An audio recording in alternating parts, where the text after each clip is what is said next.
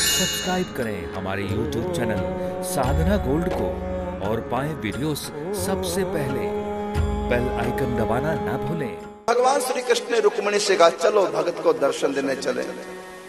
12 वर्ष हो गए उनको हमारी सेवा करते करते। रुक्मिणी ने कहा कौन है भक्त, कभी आपने चर्चा नहीं किया। अरे मेरे गुप्त भक्त है, चलो दर्शन देने के लिए चलते हैं। तो भगवती रुक्मिणी ने कहा चलो मैं भी ठीक, मैं भी चलती हूँ, भक्त के दर्शन करूंगा। अब ये अपने पिताजी के चरण दबा रहे थे। भगवान श्री कृष्ण इनकी कुटिया के द्वार पर प्रकट हो गए। पास में भगवती लक्ष्मी, रुक्मिणी, भगत जी की पीठ थी द्वार की तरफ। पिताजी के चरण दबा रहे थे, आंखें बंद, और भावना क्या, मैं द्वारिका नाथ के चरण दबा रहा हूं। ओ आनंद में मैं कितना भाग्यशाली हूं, प्रभु के चरण दबा रहा हूं। मैं द्वारिकापुरी में हूं, प्रभु का सेवक हूं, प्रभु के चरण दबा रहा हूं। मेरे प्रभु विश्राम कर रहे हैं, भावना किए जा रहा है और चरण दबाता है, कभी चरणों को सहलाता है।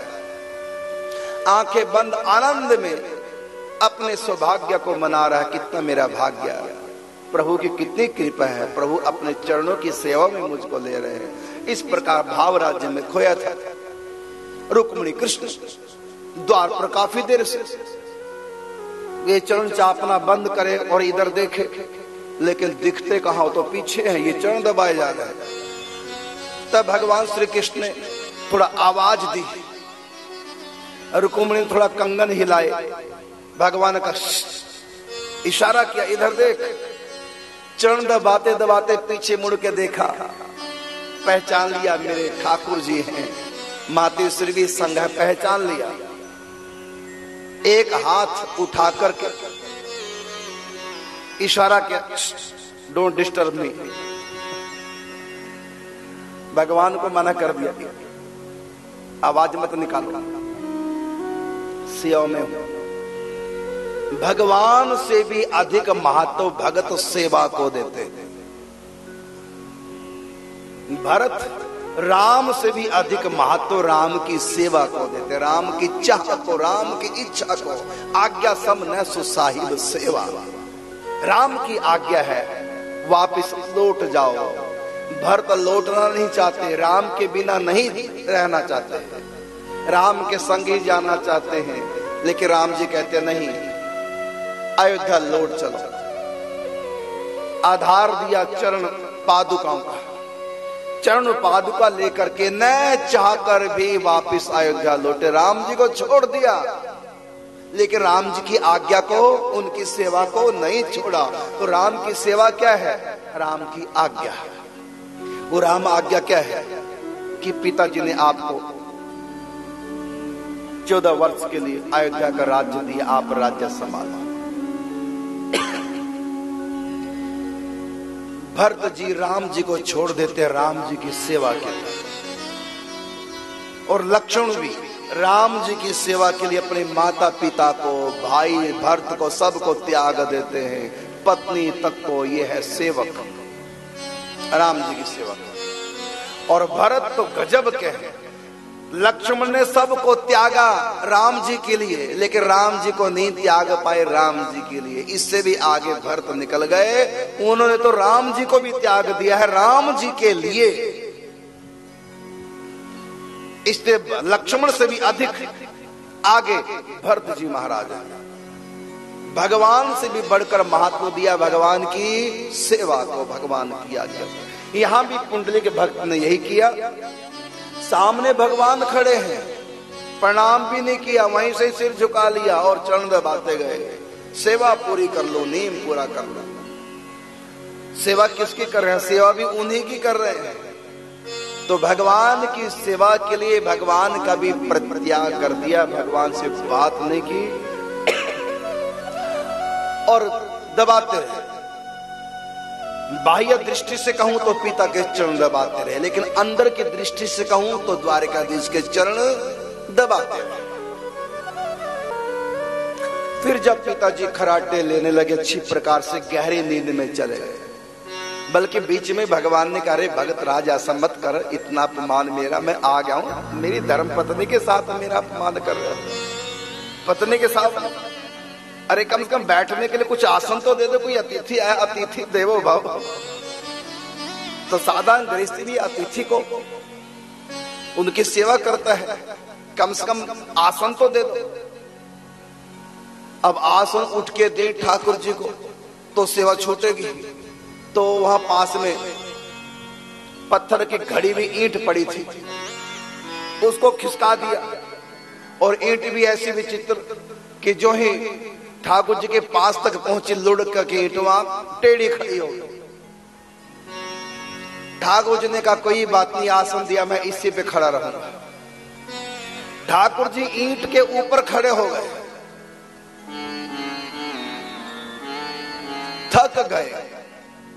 भगवान को क्या थकना, लेकिन भगत का माधुर्य भाव, जिससे भक्त आए हमारे पास, कमर पे दोनों हाथ रख लिए, थकान से अनुभव कर लगा, रे भक्त जल्दी आए।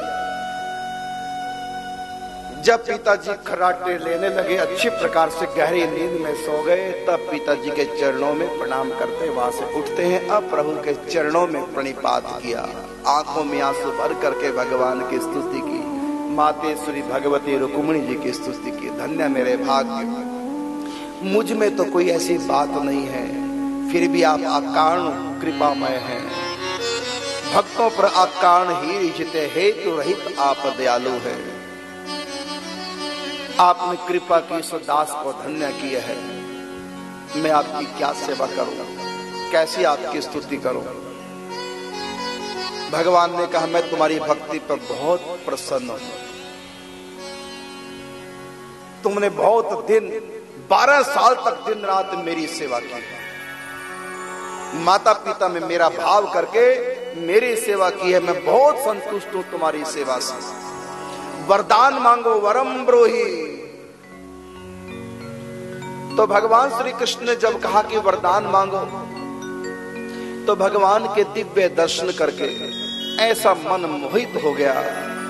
भगवान से बोले, प्रभु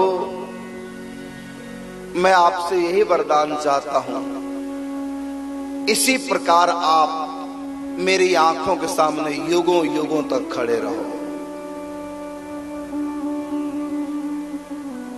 इस ईंट पर कमर पे हाथ दिए, ऐसे युगों युगों तक खड़े रहो। मैं आपके ऐसे दर्शन करता रहूं और आपके भक्त भी ऐसे ही दर्शन करते रहे।